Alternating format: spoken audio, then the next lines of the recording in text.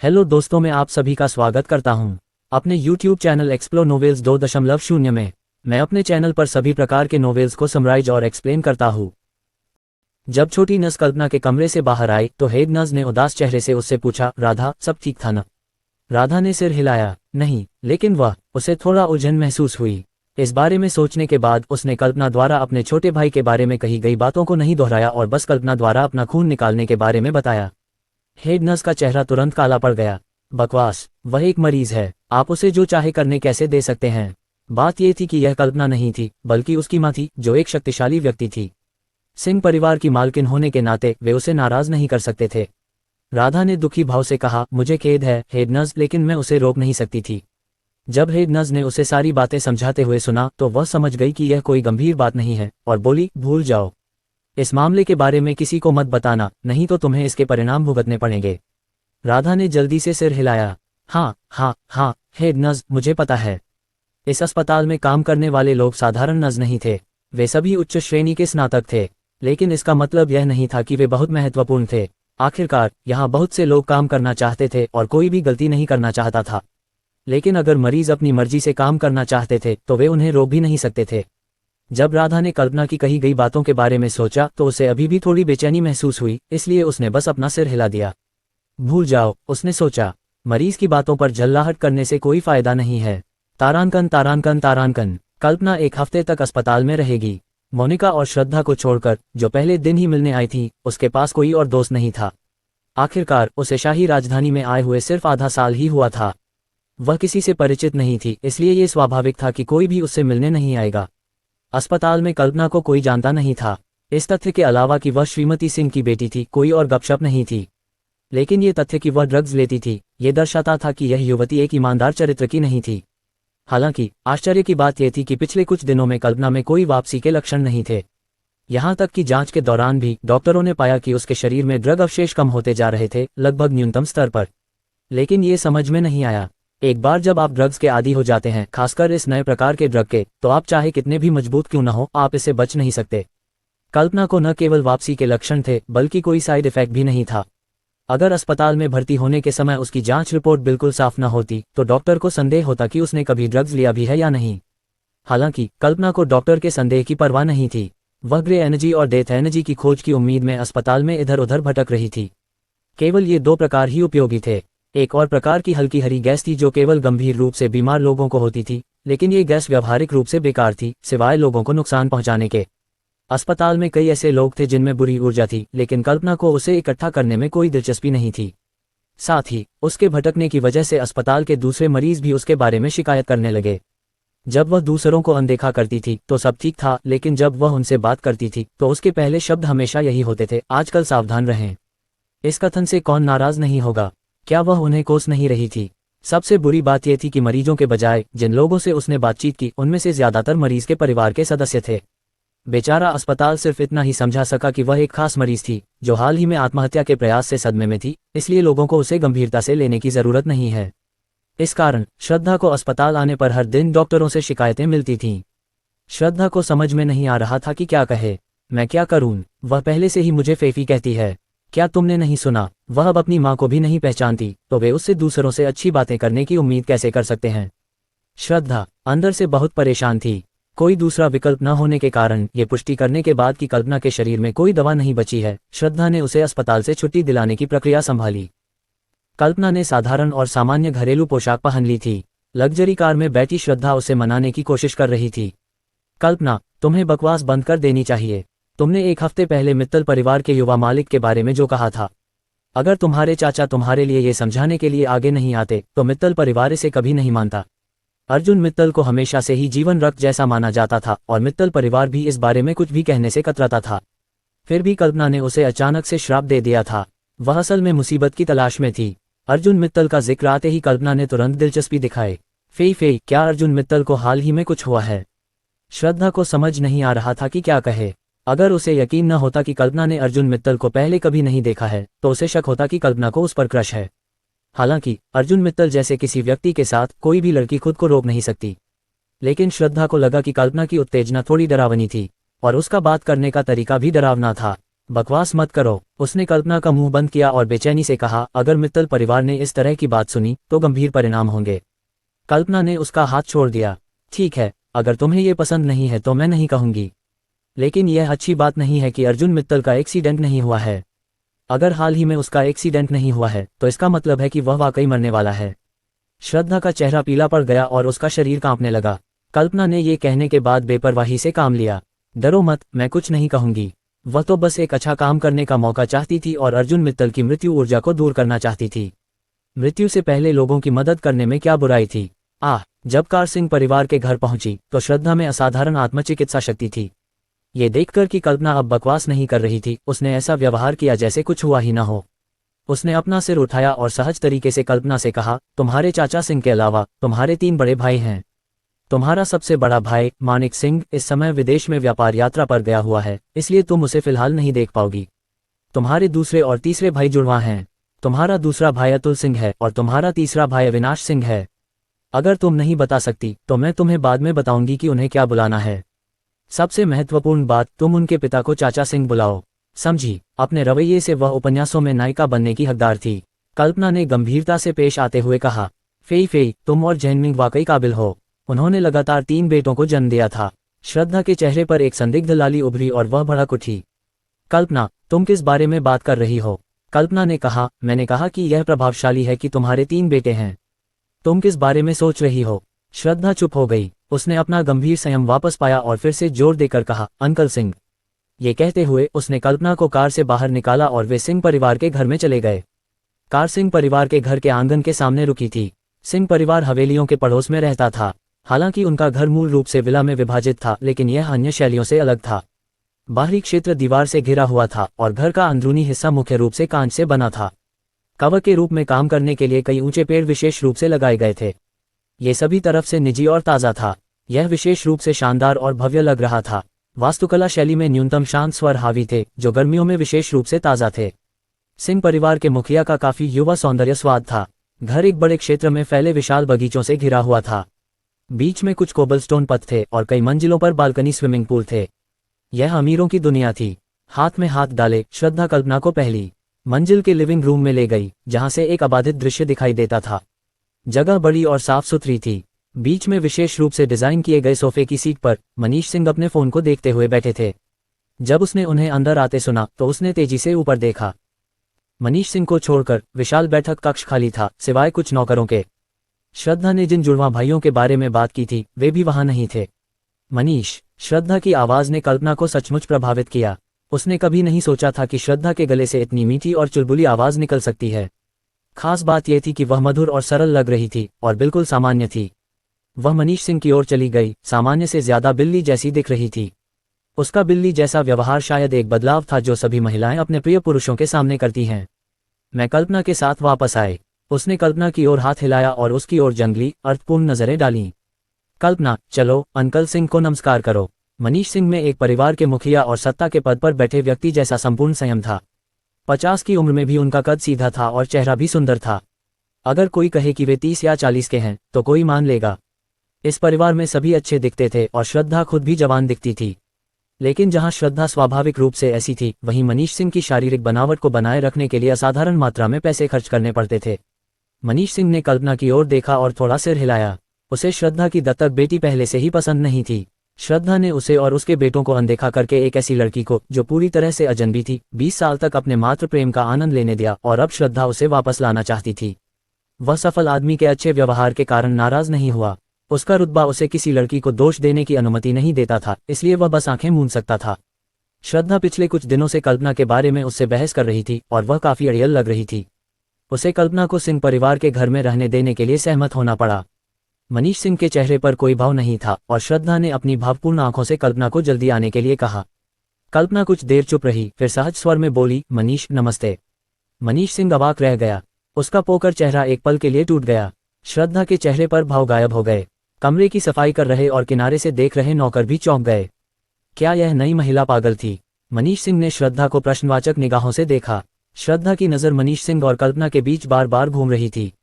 घुटन भरे माहौल में श्रद्धा खुद को रोक नहीं पाए और आंसुओं के बीच ही बोली, पति, आप जानते हैं, डॉक्टर ने कहा है। कल्पना अपने होश में नहीं थी। उसने घर लौटने पर मनीष सिंह से यह बात कही थी। मनीष सिंह को कुछ दिन पहले मित्तल परिवार से आया प्रिय फोन कॉल की याद आई और वह तुरंत कल्पना को नापसंद करने लगा। लेकिन वह क्या कर सकता था? क्या उसे किसी ऐसे व्यक्ति के लिए परेशान होना चाहिए जो अपने होश में नहीं है? उसने एक पल के लिए इस बारे में सोचा, फिर धीरे से कहा, चलो खाना खाने के लिए तैयार हो जाओ। उसकी आवाज़ शांत और दृढ़ थी और उसमें एक निर्णायक नेता की ऊर्जा थी। वह उच्च वर्ग के सफल व्यक्ति के पालन पोषण का एक उदाहरण था। जैसे ही श्रद्धा बोलने वाली थी, कल्पना ने संतोष में सिर हिलाया। मनीष जो कह रहा है वह मुझे बहुत संतोषजनक लगता है। वह सचमुच थोड़ी भूखी थी। मनीष सिंह के पास कोई शब्द नहीं था। श्रद्धा ने जल्दी से अपने पति को पकड़ लिया ताकि उसका गुस्सा शांत हो जाए और उसकी आंखों में आंसू भर आए। पति, प्लीज, मैंने उसे 20 साल तक पाला है और मेरी सिर्फ एक बेटी है। मेरी खातिर उसे माफ कर दो। तुम्हें पता है कि वह हाल ही में सदमे में थी और समय के साथ सब ठीक हो जाएगा। मनीष सिंह चुप रहे। वह और क्या कर सकता था? अपनी पत्नी की खातिर उसे ये सब सहना पड़ा। लेकिन क्या कल्पना वाकई पागल हो गई थी या वह सिर्फ दिखावा कर रही थी? खाने की मेज पर माहौल बहुत शांत था। श्रद्धा ने अपने जुड़वां बेटों को नहीं देखा। उसने इधर उधर देखा, फिर मनीष सिंह से पूछा, मनीष, अतुल और अविनाश कहाँ हैं? मनीष सिंह रुक गया और उसकी नज़र कल्पना पर पड़ी, जो टेबलवेयर और चॉपस्टिक को देख रही थी। उसने तुरंत अपनी नज़रें हटा लीं। वे दोस्तों के साथ बाहर गए थे। वास्तव में वे कल्पना को देखना ही नहीं चाहते थे। आखिरकार उनके पिता होने के नाते वह अच्छी तरह से जानते थे कि उनकी राय क्या है। 20 साल तक श्रद्धा के प्यार पर एकाधिकार करने के लिए उनके मन में कल्पना के अलावा और कुछ नहीं था, इसलिए वे उसके प्रति विशेष रूप से शत्रुतापूर्ण थे। आज जब उन्हें पता चला कि कल्पना उस रात वापस आ रही है तो वे अपना आपा खो बैठे, लेकिन वे श्रद्धा के सामने नखरे दिखाने की हिम्मत नहीं जुटा पाए। इसके बजाय उन्होंने बाहर जाने का बहाना ढूंढ लिया। श्रद्धा थोड़ी निराश हुई और फिर कुछ असंतुष्ट, और उसने बुदबुदाते हुए कहा, वे अपनी बहन से मिलने भी नहीं आते। भले ही वे खून के रिश्तेदार नहीं थे, लेकिन उसने उसे पाला था। कल्पना के वापस आने से पहले ही श्रद्धा उन्हें एक दूसरे से मिलवाना चाहती थी, लेकिन उसके बेटे उससे मिलने के लिए तैयार नहीं थे, चाहे कुछ भी हो। कल्पना ने अपना हाथ हिलाया। आह फेफेई, इन छोटी छोटी बातों की चिंता मत करो। हम उन्हें कल सुबह देखेंगे, इसलिए चिंता मत करो। मनीष सिंह अवाक रह गया। जब उसने उसे फेफेई कहते हुए सुना तो उसकी आंखों के कोने फड़क उठे। नौकरों के हाथ कांप रहे थे, लगभग कटोरे और चॉपस्टिक गिर रहे थे। एक हफ्ते के दुर्व्यवहार के बाद श्रद्धा फेफेई कहलाने से सुन्न हो गई थी।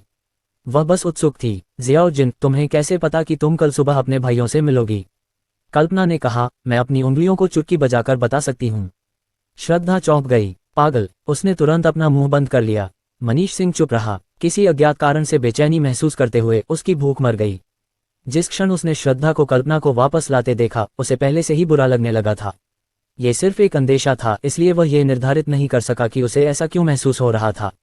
सिंह परिवार ने अपना भोजन अलग अलग खाया। यहाँ तक कि चीनी भोजन भी अलग अलग परोसा जाता था और कोई साझा व्यंजन नहीं था। श्रद्धा अभी भी कल्पना के बारे में चिंतित थी। जियाउद्दीन, क्या भोजन आपकी भूख के अनुकूल है? कल्पना ने कहा, ये ठीक है। वह केवल जीवन को बनाए रखने के उद्देश्य से भोजन खाती थी। स्वाद काफी अच्छा था, लेकिन जो वह खाती थी उसकी तुलना में ये कहीं से भी स्वादिष्ट नहीं था। आखिरकार उस समय आध्यात्मिक आभा वाले बहुत सारे स्वादिष्ट भोजन थे। उस समय प्राकृतिक सुगंध ऐसी चीज नहीं थी जिसकी तुलना आधुनिक समय के भोजन से की जा सके। अगर मनीष सिंह के असाधारण अच्छे व्यवहार के कारण ऐसा नहीं होता तो वह हंसी मजाक करने से खुद को नहीं रोक पाते। सिंह परिवार के मुख्य शेफ 3 सितारा मिशेलिन शेफ थे और यहाँ तक कि चीनी व्यंजन बनाने वाले भी अंतर्राष्ट्रीय स्तर के प्रतिष्ठित शेफ थे। फिर भी कल्पना के अनुसार भोजन केवल सभ्य था। श्रद्धा भी अजीब तरह से हंस पड़ी। उसे एहसास हुआ कि अब कल्पना से बात करना मुश्किल था और उसके फिर से बकवास करने के डर से उसने और सवाल पूछने की हिम्मत नहीं की।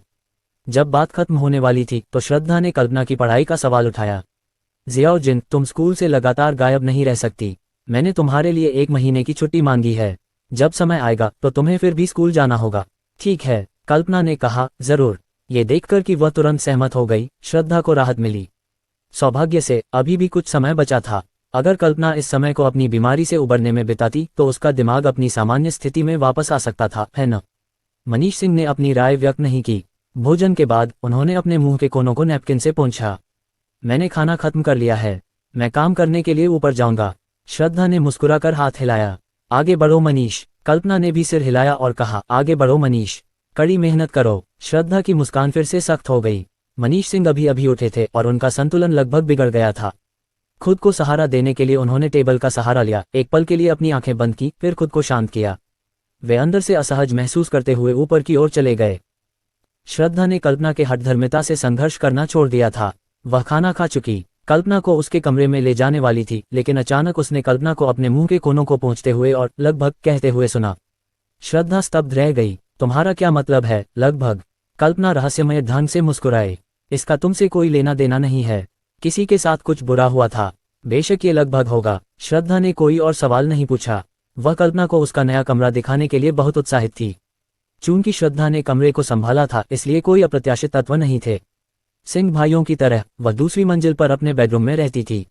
अपने स्वयं के स्विमिंग पूल और बड़ी बालकनी के साथ ये कमरा आमतौर पर महत्वपूर्ण मेहमानों के लिए आरक्षित होता था। कल्पना के वापस आने के बाद से ही श्रद्धा ने उसे रहने के लिए सुरक्षित रख लिया था। इससे पता चलता है कि सिंह परिवार में श्रद्धा का अभी भी दबदबा था।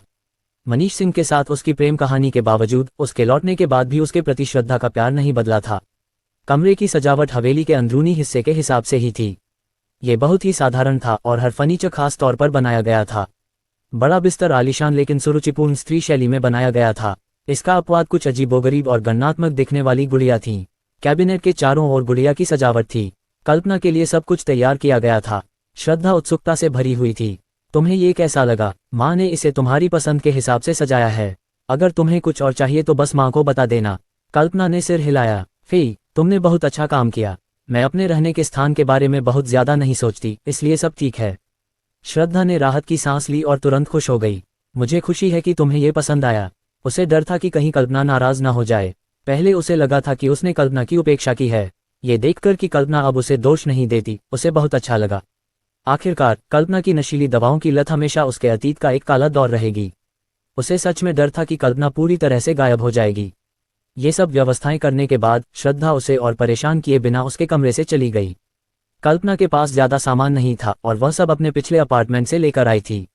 श्रद्धा ने पहले ही अपने लिए महत्वहीन सभी चीजों से छुटकारा पा लिया था, और वह भी बहुत व्यवस्थित तरीके से। आखिरकार कल्पना ने उस अपार्टमेंट में आत्महत्या करने की कोशिश की, इसलिए श्रद्धा और कल्पना के लिए वह जगह भूतिया थी और उन्हें बीमार महसूस कराती थी। नई कल्पना की कोई खास राय नहीं थी। उसने अपना हाथ खोला और देखा कि मोनिका के शरीर से उसने जो ग्रे ऊर्जा प्राप्त की थी वह पूरी तरह से मृत ऊर्जा बन गई थी। मोनिका मर चुकी थी। मृत्यु ऊर्जा कल्पना के हाथों में बनी रही, और जब उसने इसे देखना समाप्त कर लिया तो उसने इसे फिर से प्राप्त कर लिया। उस क्षण उसने महसूस किया कि एक ठंडी नम आभा धीरे धीरे उस पर हमला कर रही है। इसकी कोई छाया नहीं थी और यह रंगहीन और स्वादहीन थी। यह एक संकेत था, एक प्रकार का कर्म प्रतिक्रिया। फिर से जीवन में वापस आकर उसने प्रकृति के नियमों की अवहेलना की थी, इसलिए परिणाम अपरिहार्य रूप से होने वाले थे। उसे बचाव की जरूरत थी, अन्यथा भले ही इस प्रकार की प्रतिक्रिया उसे मार न दे, लेकिन यह निस्संदेह भविष्य में उसे प्रभावित करेगी। वह दूसरों का भाग्य देख सकती थी, लेकिन अपना नहीं। फिर भी कल्पना कम से कम ये तो भविष्यवाणी कर सकती थी कि उसके साथ कुछ बुरा होने वाला है। अब ऐसा लग रहा था कि वह सिंह परिवार के घर में रहने वाली है। कल्पना ने कुछ देर तक इस बारे में सोचा, फिर अपने शरीर से खून की एक बूंद निचोड़ी। काली ऊर्जा की उस बूंद को निचोड़ते हुए उसने उसे धीरे से झटका और काली ऊर्जा तुरंत आसपास की दीवारों में फैल गई। उसका खून की बूंद उसमें मिल गई और पूरी तरह से फैल गई। लेकिन सिर्फ ये बूंद ही काफी नहीं थी, और भी बहुत कुछ चाहिए था। कल्पना ने सोचा, शायद उसे बाहर जाकर भाग्य बताने वाला भूत लगाना चाहिए। हालांकि अपनी पिछली यादों से उसने सोचा कि यह वास्तव में लोगों को डरा सकता है। सुबह सुबह एक स्ट्रीट क्लीनर ने सड़क की सफाई पूरी कर ली। वह एक अंधेरी गली से गुजरी जहां उसने अचानक एक व्यक्ति को जमीन पर लेटा हुआ देखा। उसकी सामान्य आकृति से वह एक महिला की तरह लग रही थी, जिसका फिगर बहुत अच्छा था। पास में बार की एक गली थी और इलाके में अक्सर ऐसी महिलाएं जमीन पर लेटी रहती थीं, लेकिन ये पहली बार था जब उसने किसी को गली में लेटा हुआ देखा था। सफाईकर्मी हिचकिचाया, फिर आगे बढ़ा और चिल्लाया, मिस। उसने देखा कि महिला का शरीर फूलों के टैटू से ढका हुआ था। जब वह पास गई तो उसने देखा कि वह व्यक्ति अपने पेट के बल लेटा हुआ था। उसके नीचे सूखे खून का एक बड़ा तालाब था। अंधेरा और अजीब चीख पूरे मोहल्ले में गूंज उठी। तारांकन तारांकन तारांकन। राधा को लगा कि वह वास्तव में हाल ही में कुछ बुरी किस्मत का सामना कर रही है। सुबह उठते ही उसे लगा कि उसका शरीर बहुत थका हुआ है। उसे नहीं पता था कि क्या हो रहा है, लेकिन वह बिना किसी कारण के बेचैन महसूस करती रही। चलते समय उसका टखना मुड़ गया था, इसलिए अब उसका टखना सूज गया था। इसके अलावा एक मरीज के परिवार ने अस्पताल में उसके बारे में शिकायत की थी। हालांकि यह कोई बड़ी बात नहीं थी, और यह दूसरे व्यक्ति का अनुचित व्यवहार था और परेशानी पैदा कर रहा था। क्योंकि वह एक नर्स थी, इसलिए उसके वेतन से 1000 युआन काट लिया गया। यहाँ काम करने के लिए वेतन कम नहीं था, लेकिन बिना किसी कारण के 1000 युआन काटे जाने के साथ साथ इस महीने का पूरा अटेंडेंस अवार्ड और बोनस रद्द किए जाने से निश्चित रूप से राधा को लगा कि वह बहुत बदकिस्मत है। उसका परिवार खास संपन्न नहीं था, इसलिए उसका वेतन उसके लिए बहुत महत्वपूर्ण था। फिर भी जब मरीज के परिवार के अनुचित व्यवहार और परेशानी पैदा करने की बात आई तो वह इसके बारे में कुछ नहीं कर सकती थी। इससे भी हास्यास्पद बात यह थी कि जब वह पिछली रात साइकिल चलाकर घर लौटी थी तो वह एक बिल्ली से टकरा गई थी। उसकी साइकिल ने एक बिल्ली को मार दिया। बुजुर्ग लोग अक्सर कहते थे कि गाड़ी चलाते समय किसी जानवर को मारना अच्छा संकेत नहीं होता। हालांकि वह साइकिल चला रही थी, लेकिन वह अंदर से बेचैनी महसूस कर रही थी और एक बार फिर उसे लगा कि वह बहुत बदकिस्मत है। उसने सपना देखा कि पूरी रात एक बिल्ली उसे मार रही है। जब वह सुबह जल्दी उठी तो उसे और भी ज्यादा थकान महसूस हुई। सुबह की दिनचर्या में व्यस्त रहते हुए उसे अचानक कल्पना के शब्द याद आ गए। तुम हाल ही में बदकिस्मत रही हो। दांत साफ करते हुए वह स्तब्ध रह गई। जब कल्पना ने यह कहा तो वह बहुत बदकिस्मत महसूस नहीं कर रही थी, बस थोड़ी बदकिस्मत थी, लेकिन तब से वह पूरी तरह बदकिस्मत होने लगी थी। वह अचानक घबरा गई। इस समय उसके फोन की रिंगटोन अचानक बजने लगी। उसने देखा कि कॉल उसकी माँ का था, जो उसके गृहनगर में बहुत दूर रहती थी। उसकी माँ उसे इतनी सुबह कभी फोन नहीं करती थी। फोन देखते ही राधा को अचानक बुरा लगा। जब उसने फोन उठाया तो दूसरी तरफ से उसकी माँ की चीख सुनाई दी, राधा, तुम्हारे भाई को कुछ हो गया है। राधा का दिल तुरंत धड़क उठा और उसके हाथ का टूथब्रश जमीन पर गिर गया। माँ, क्या हुआ? उसे क्या हुआ? राधा की माँ की आवाज में निराशा और दुख था। आज सुबह स्कूल जाते समय तुम्हारे भाई को एक कार ने टक्कर मार दी। वह अभी अस्पताल जा रहा है। उसकी हालत जानलेवा नहीं है, लेकिन उसका एक पैर टूट गया है। ओह, उसके भविष्य का क्या होगा? राधा स्तब्ध रह गई, जैसे उसके दिमाग में कुछ विस्फोट हो गया हो। उसका दिमाग गूंज रहा था।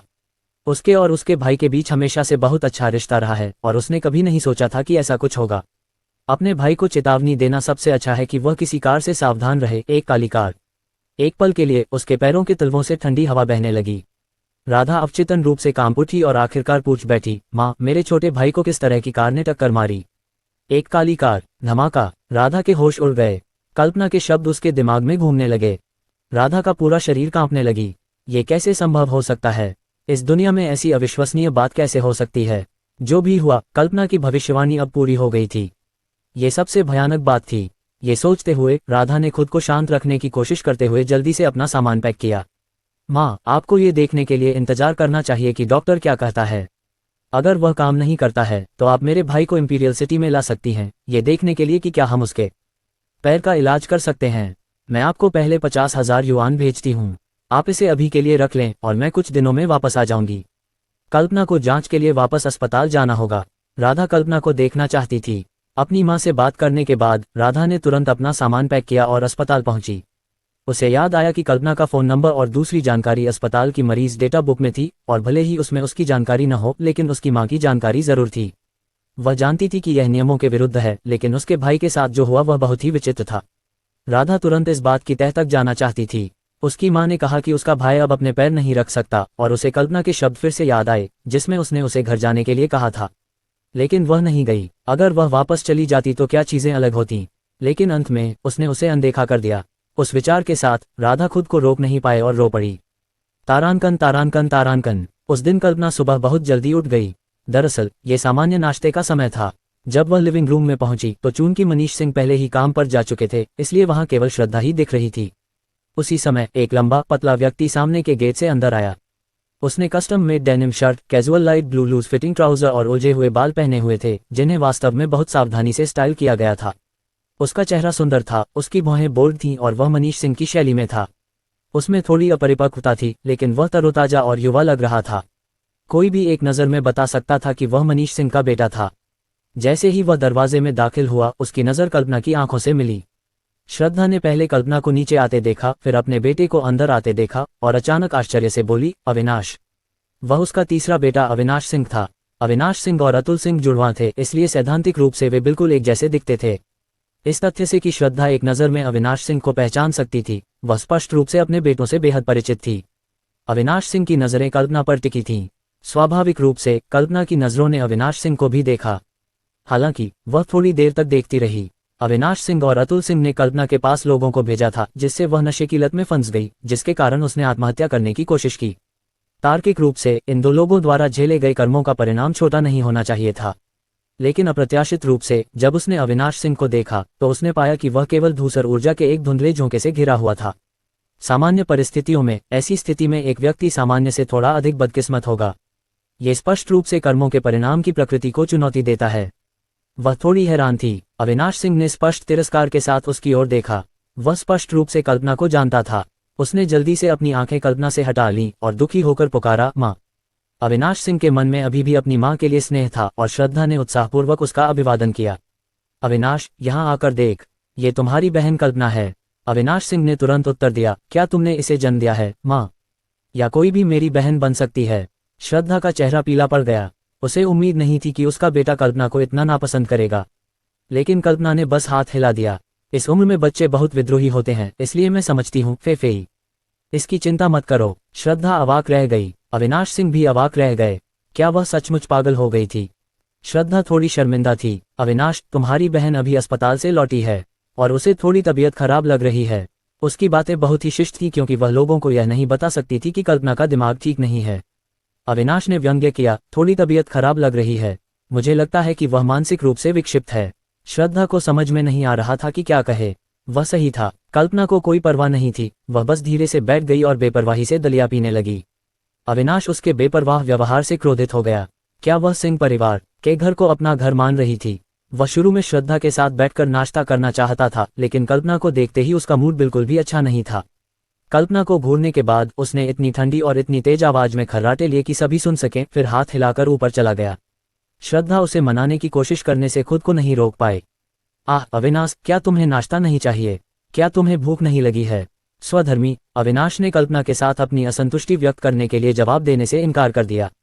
श्रद्धा बैठ गई और आहें भरने लगी। आजकल बच्चों का दिमाग इतना जटिल क्यों है?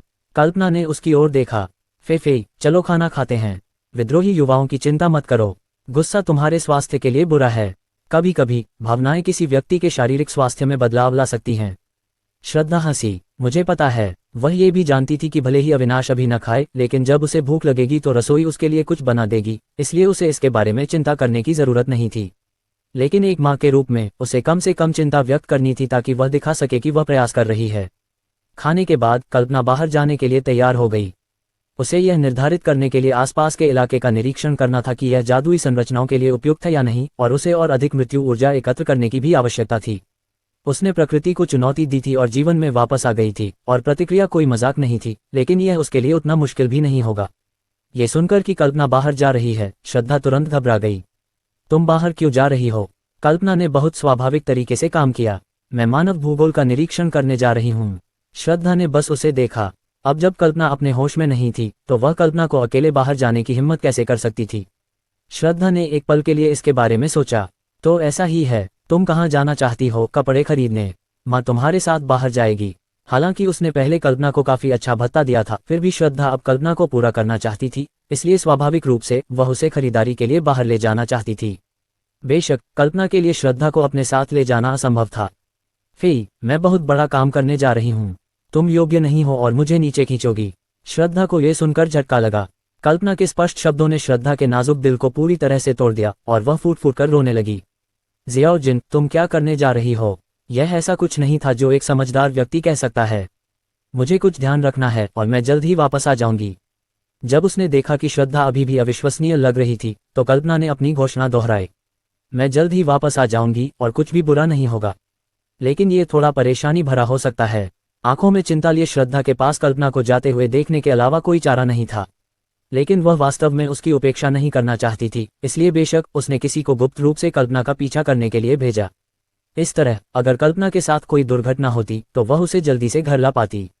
बेशक कल्पना जानती थी कि कोई उसका पीछा कर रहा है, लेकिन उसने परवाह नहीं की। उसने खुद को पीछा किए जाने दिया।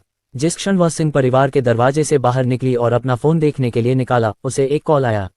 आश्चर्यचकित हुए बिना उसने तुरंत फोन उठाया। नमस्ते, क्या यह मिस कल्पना है? दूसरी पार्टी ने विनम्रता से कहा। ये नानपिंग जिला पुलिस है। फोन पुलिस स्टेशन से था। वे कल्पना को क्यों ढूंढ रहे थे? कारण बहुत सरल था, मोनिका की हत्या कर दी गई थी। उस सुबह उसे एक गली में मृत पाया गया था। उसकी मौत का कारण अत्यधिक रक्त की कमी थी। उसे 52 बार चाकू भोंपा गया था। मामले की अविश्वसनीय रूप से भीषण प्रकृति के कारण पुलिस सुरागों की जांच कर रही थी। उनके द्वारा कल्पना की तलाश करने में कुछ भी गलत नहीं था। आखिरकार कल्पना मोनिका के सबसे लगातार संपर्कों में से एक थी और कुछ गवाहों ने कहा कि कल्पना और मोनिका के बीच संघर्ष था। इस प्रकार अब कल्पना सैद्धांतिक रूप से एक संदिग्ध थी। उसे अपना बयान दर्ज करने के लिए पुलिस स्टेशन जाने की आवश्यकता थी। कल्पना को सुबह से ही इसकी उम्मीद थी, इसलिए उसे कोई आपत्ति नहीं थी और वह सबसे पहले पुलिस स्टेशन गई। जब श्रद्धा ने देखा कि वह बाहर निकलते ही पुलिस स्टेशन चली गई तो वह अवाक रह गई। वह लगभग बेहोश हो गई और जल्दी से मामले की जांच करने के लिए किसी को भेजा। जहां तक कल्पना की बात है, जब वह पुलिस स्टेशन पहुंची तो एक सौम्य महिला पुलिस अधिकारी ने उसका स्वागत किया। तुम मृतक को जानती हो, है न? कल्पना ने सिर हिलाया। मैं उसे जानती थी। मोनिका का उसके साथ पहले भी अंतरंग संबंध था और वह इंपीरियल कैपिटल में कल्पना की सबसे करीबी दोस्तों में से एक थी। लेकिन वह पहले की बात है। जब उन्होंने एक सप्ताह पहले अस्पताल में बात की थी तो उनका रिश्ता पहले ही खराब हो चुका था। हमें खबर मिली है कि मृतक की मौत से पहले तुम्हारे और कथित तौर पर संघर्ष हुआ था। स्वाभाविक रूप से पुलिस ने कल्पना की भी जांच की थी और उन्हें पता था कि उसे हाल ही में आत्महत्या के प्रयास के कारण अस्पताल में भर्ती कराया गया था। आत्महत्या के प्रयास का कारण नशीली दवाओं की लत थी। उसके नशीली दवाओं की लत का कारण मोनिका से जुड़ा हुआ था। उस रात मोनिका कल्पना को बार में ले गई थी। न केवल वह नशे की आदी हो गई थी बल्कि वह लगभग एक दुर्घटना में भी फंस गई थी। ये सबूत निगरानी वीडियो पर कैद हो गया था। हालांकि स्थिति की बारीकियां स्पष्ट नहीं थी, लेकिन कल्पना के आत्महत्या के प्रयास से पता चला कि वह और मोनिका संघर्ष में थे। इस प्रकार मोनिका की हत्या में कल्पना एक संदिग्ध थी। हालांकि कल्पना के पास एक बढ़िया बहाना था, इसलिए पुलिस केवल सुराग के लिए उससे पूछताछ कर सकती थी। बस इतना ही। कल्पना ने शांति से मुस्कुराया। वह सांप थी जिसने मुझे नशे की लत में डाला, इसलिए निश्चित रूप से उसे परिणाम भुगतने होंगे। आप जो बोते हैं वही काटते हैं। पुलिसकर्मी एक पल के लिए चौंक गई, फिर समझ गई कि कल्पना के शब्दों का क्या मतलब था। तुम्हारा मतलब है तुम उसकी मौत में शामिल हो? कल्पना ने कहा, बिल्कुल नहीं। मेरा मतलब बस इतना था कि यह कर्म था। पुलिस वाली मुस्कुराए। अजीब महसूस करते हुए उसे समझ नहीं आया कि कैसे प्रतिक्रिया दे। बयान दर्ज करने के लिए यहाँ आए सभी लोगों में से यह अब तक का सबसे हास्यास्पद मामला था और सबसे महत्वपूर्ण बात यह है कि उसने खुद को पूरी तरह से दोषमुक्त भी नहीं किया था। क्या कल्पना को लगता है कि मोनिका की मौत उसकी शिकायतों के लिए न्याय है? उस मामले में कल्पना और भी संदिग्ध लग रही थी। पुलिस वाली को लगा कि कल्पना की बातें काफी दिलचस्प थीं और उसने उससे सवाल करना जारी रखा। मुझे लगता है कि मिस कल्पना ने जो कहा वह काफी दिलचस्प लगता है। अगर इसका आपसे कोई लेना देना नहीं था तो आप ये क्यों कहते हैं कि मोनिका की मौत एक हद तक कर्म थी? दूसरे शब्दों में, क्या आपको लगता है कि यह आपको चोट पहुंचाने का प्रतिशोध था? कल्पना ने उंगली उठाए और हिलाए। यह मुझे नुकसान पहुंचाने का बदला नहीं था, बस कर्मों का बदला था। उसकी अपनी समस्याओं ने हालात और खराब कर दिए। पुलिसकर्मी ने थोड़ा भौहें सिकोड़ी। आखिर में उसने अपराध के दिन के बारे में कुछ और सवाल पूछे और कल्पना के जवाबों से किसी भी तरह का संदेह नहीं हुआ। आखिरकार वह उस दिन अस्पताल में थी और फोन पर कोई नया संचार रिकॉर्ड नहीं था। भले ही उसने हत्या करने के लिए किसी और को पैसे दिए हों, लेकिन इसका कोई सबूत नहीं था। पहले तो उसे कल्पना पर कोई शक नहीं था, लेकिन कल्पना की विक्षिप्त बकवास सुनने के बाद पुलिस वाली को थोड़ी ज्यादा चिंता होने लगी। बाद में उसके सहकर्मियों ने सूचना भेजी कि कल्पना को अस्पताल में भर्ती होने के दौरान मानसिक अस्थिरता का पता चला था, इसलिए उसकी बातें थोड़ी अविश्वसनीय थीं। दूसरे शब्दों में, उसे शक नहीं था, बल्कि वह सिर्फ सदमे में थी। उसकी भावनाएं पहले से ही असामान्य हो चुकी थीं। वह दयनीय भी थी। मोनिका की मौत वास्तव में उसके लिए प्रतिशोध थी। कल्पना पर अब कोई शक नहीं था। कुछ आखिरी आसान सवाल पूछने के बाद उसने कल्पना को छोड़ दिया। जब वह बाहर निकली तो श्रद्धा पहले ही आ चुकी थी। तुम पुलिस स्टेशन क्यों आए? वह अभी भी चिंता में थी और कल्पना को पुलिस स्टेशन में घुसते देखकर वह तुरंत वहां पहुंच गई। कल्पना ने कहा, यह मामूली बात है फेफेई, तुम बहुत आवेगशील हो। श्रद्धा चुप हो गई। क्या वह बस चिंतित नहीं थी? जब उसने देखा कि कल्पना अपनी पीठ पर एक छोटा सा बैग लेकर जा रही है तो श्रद्धा ने सीधे पूछा, अब तुम कहाँ जा रही हो? तुम्हें मेरे साथ वापस जाना होगा। कल्पना ने कहा, यह काम नहीं करेगा। मेरा काम अभी तक पूरा नहीं हुआ है। मैं आज दोपहर वापस आ जाऊंगी। श्रद्धा अब खुद को रोक नहीं पाए। तुम वास्तव में क्या करने जा रही हो? कल्पना ने श्रद्धा की ओर देखा और कहा, फेफेई, क्या तुम भाग्य में विश्वास करती हो? श्रद्धा रुक गई। कोई भाग्य में विश्वास करता है या नहीं, यह असली मुद्दा नहीं था। जैसे ही कल्पना ने यह कहा, श्रद्धा को पता चल गया कि यह वास्तव में गंभीर मामला है। कल्पना वाकई पागल हो गई थी। वह केवल कड़वे चेहरे के साथ कह सकी, ये सवाल नहीं है कि मैं इस पर विश्वास करती हूं या नहीं। उसे ऐसे सवाल का क्या जवाब देना चाहिए? आप एक हद तक भाग्य पर विश्वास कर सकते हैं, लेकिन आप विधि नहीं खोज सकते। मैं भाग्य कथन के लिए एक बूथ स्थापित करूंगी और लोगों को कुछ सुझाव दूंगी। श्रद्धा जानती थी कि कल्पना की मदद करना असंभव है, इसलिए वह निराशा में केवल इतना ही कह सकी, क्या आपके पास पैसे की कमी है? अगर आपके पास पैसे की कमी है तो माँ आपकी मदद कर सकती है। कल्पना ने हंसते हुए कहा, पैसा शरीर से बाहर की चीज है, इसलिए यह महत्वपूर्ण नहीं है। मैं समय रहते दूसरों का पैसा ले लूंगी। हालांकि वह भाग्य कथन कर रही थी, लेकिन वह इसे किसी के लिए नहीं, केवल उन लोगों के लिए करेगी जिनके शरीर के चारों ओर मृत्यु ऊर्जा और ग्रे ऊर्जा है। आम लोगों में ऐसी कोई ऊर्जा नहीं होती, इसलिए वे चेहरे से भाग्य कथन के लिए उपयुक्त नहीं थे। वास्तव में इसे आजमाने से वास्तव में नकारात्मक परिणाम होंगे। श्रद्धा उसे रोक नहीं सकती थी, इसलिए उसके पास कल्पना को जाने देने के अलावा कोई विकल्प नहीं था। कल्पना अपनी भाग्य कथन योजना को पूरा करने के लिए सबसे ज्यादा लोगों और सबसे ज्यादा मिश्रित ऊर्जा वाली जगह ढूंढना चाहती थी। हालांकि जब वह एक जगह से गुजरी तो वह रुक गई, जैसे उसने कुछ देखा हो, और उसने भाग्य कथन की अपनी योजना छोड़ दी। उसने किसी को देखा। कार के बाहर बहुत भीड़ थी। श्रद्धा को नहीं पता था कि कल्पना ने क्या देखा, लेकिन उसे एक दिशा में घूरते हुए देखकर उसने हैरानी से पूछा, कल्पना, तुम क्या देख रही हो? कल्पना के मुंह के कोनों पर मुस्कान आ गई। मैंने कुछ अच्छा देखा। श्रद्धा को समझ नहीं आया कि क्या कहे। किसी अज्ञात कारण से उसके रोंगटे खड़े हो गए। वह कल्पना को रोक नहीं सकी, इसलिए वह बस उसके साथ देखती रही। हालांकि हर जगह लोग थे, इसलिए वह कुछ भी असामान्य नहीं देख पाए। कल्पना की नज़र शॉपिंग मॉल में घुसते एक आदमी पर टिकी थी। उस आदमी के कपड़े थोड़े पुराने लग रहे थे और वह अस्त व्यस्त दिख रहा था। उसके बाल अस्त व्यस्त थे, जैसे उसने कई दिनों से बाल नहीं धोए हों। संक्षेप में, वह थोड़ा अस्त व्यस्त दिख रहा था। भीड़ में वह अदृश्य था, लेकिन वह अपनी जगह से भी बाहर लग रहा था। मुख्य समस्या ये थी कि आसपास के ज्यादातर लोग बहुत साफ सुथरे दिख रहे थे, लेकिन वह ऐसा लग रहा था जैसे उसने बहुत समय से कपड़े नहीं धोए हों। जब लोग उसके पास से गुजरते थे तो वे सहज रूप से 2 बार देखते और फिर उससे दूर हो जाते थे।